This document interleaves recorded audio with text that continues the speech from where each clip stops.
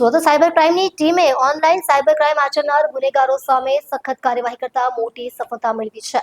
શહેરના એક ઇસમને share trading અને આઈપીઓમાં રોકાણ કરવાની લાલચ આપી 8,35,000 રૂપિયાથી વધુની ઠગાઈ કરનારા 2 આરોપીઓને ઝડપી પાડવામાં આવ્યા છે.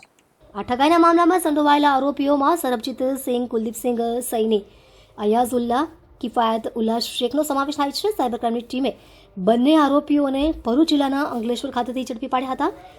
પ્રાથમિક તપાસમાં સામે આવ્યું છે કે આરોપીઓ ઓનલાઈન માધ્યમથી લોકોને શેરબજાર અને આઈપીઓમાં વધુ નફો મેળવવાની લાલચ આપીને છેતરપિંડી કરતા હતા. પીડિતને ફાસ્ટ રિટર્નનું વચન આપી તેઓએ રૂપિયા 8,35,000 ઉડાવી લીધા હતા. પોલીસે બંને આરોપીઓની ધરપકડ કરી વધુ તપાસ હાથ ધરી છે.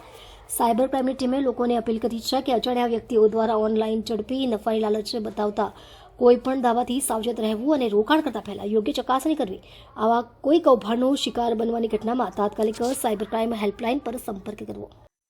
પોલીસ કમિશનર સર સુરત શહેરની સૂચના અનુસાર સાયબર ક્રાઇમ સેલને જે સૂચના આપવામાં આવેલ હતી કે કોઈ પણ નાગરિક સાથે જ્યારે સાયબર ક્રાઇમ ફ્રોડ થાય ત્યારે તેનો ગુનો રજીસ્ટર કરીને જરૂરી કાયદાકીય કાર્યવાહી કરવી. તે અંતર્ગત ચાલુ વર્ષમાં એક ફરિયાદી ઇન્વેસ્ટમેન્ટ ફ્રોડનો ભોગ બનેલો હતો, જેની અંદર ફરિયાદી પાસેથી સાયબર ક્રિમિનલ્સે અલગ અલગ આઈપીઓના નામે ઊંચું વળતર ટૂંક સમયમાં મળશે એ રીતના એને લાલચ આપીને ઊંચું લગભગ 8.5 લાખ રૂપિયા જેટલી રકમનું અલગ અલગ બેંક એકાઉન્ટોમાં ટ્રાન્સફર કરીને રોકાણના નામે પૈસા પડાવેલા હતા. આ ગુનાની જ્યારે સાયબર ક્રાઇમ સેલમાં ફરિયાદ મળી ત્યારે ગુનો રજીસ્ટર કરીને ટેકનિકલ વર્કઆઉટ અને ઇન્વેસ્ટિગેશન સાયબર ક્રાઇમ સેલની ટીમ દ્વારા કરવામાં આવેલ હતું. તે આધારે જણાઈ આવ્યું કે આ કામના જે આરોપીઓ છે એ ભરૂચ અંકલેશ્વરમાં છે અને જેથી સાયબર ક્રાઇમ સેલની ટીમ દ્વારા 2 આરોપીઓ સરબજીતસિંહ, કુલદીપસિંહ સૈની તથા અયાઝુલ્લા કિફાયતુલ્લા શેખ બંનેની અંકલેશ્વર ભરૂચ ખાતેથી ધરપકડ કરી અત્રે લાવવામાં આવેલ છે અને બંનેના રિમાન્ડ મેળવીને આગળની પૂછપરછ અને કાર્યવાહી ચાલુ કરવામાં આવેલ છે. આ બંને જે ગુનેગારો છે એમની ભૂમિકા જોઈએ તો સરબજીતસિંહ સૈની જે છે એણે પોતાનું ઇન્ડસઇન્ડ બેંકનું અકાઉન્ટ સાયબર ક્રિમિનલ્સને ભાડે આપેલું હતું 1% કમિશનથી.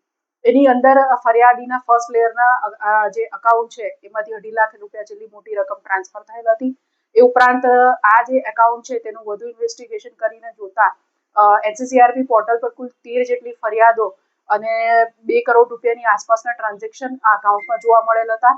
અને ઓવરઓલ આ ફરિયાદો જે આખા ભારતના વિવિધ રાજ્યોમાં છે તે જોઈએ તો 13 ફરિયાદોની અંદર 6 થી 7 કરોડ રૂપિયાનો ફ્રોડ થયેલાનું જણાઈ આવેલ છે.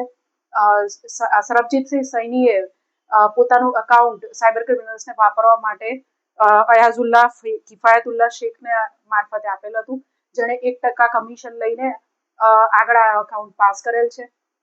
બંને આરોપીઓની હાલ વધુ પૂછપરછ સાયબર ક્રાઇમ સેલ દ્વારા કરવામાં